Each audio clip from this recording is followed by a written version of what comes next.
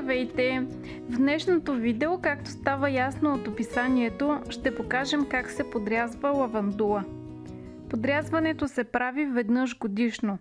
Може да бъде през есента или рано на пролет.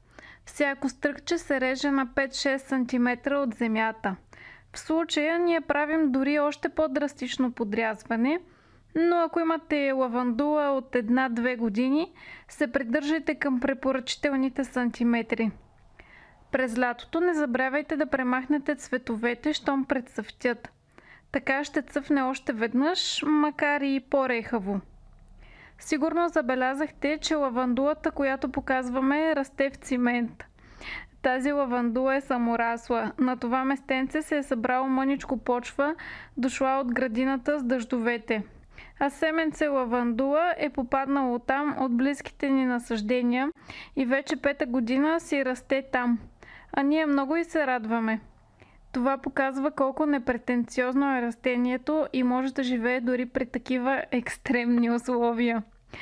Но да се върнем на подрязването.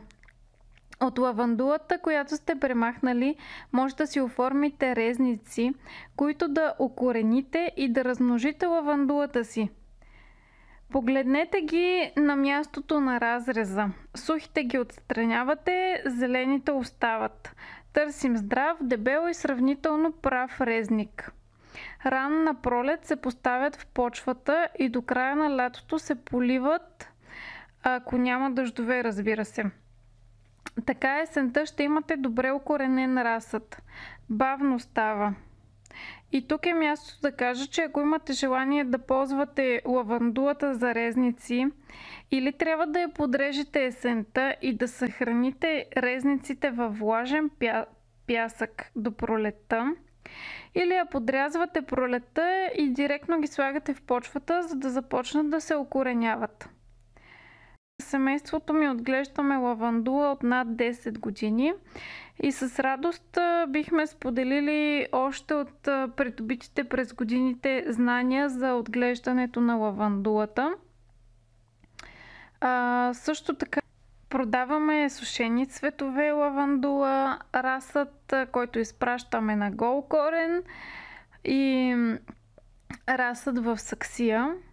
Ако искате да си закупите, може да видите в описанието на това видео как да се свържете с нас чрез социалните ни мрежи. Също така очакваме вашите коментари. Ако имате въпроси относно отглеждането на лавандулата, изобщо всичко, което ви интересува относно това растение, ние с удоволствие ще ви отговорим.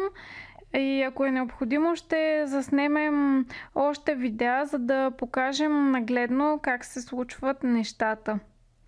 Благодаря, че гледахте до край това видео. До нови срещи!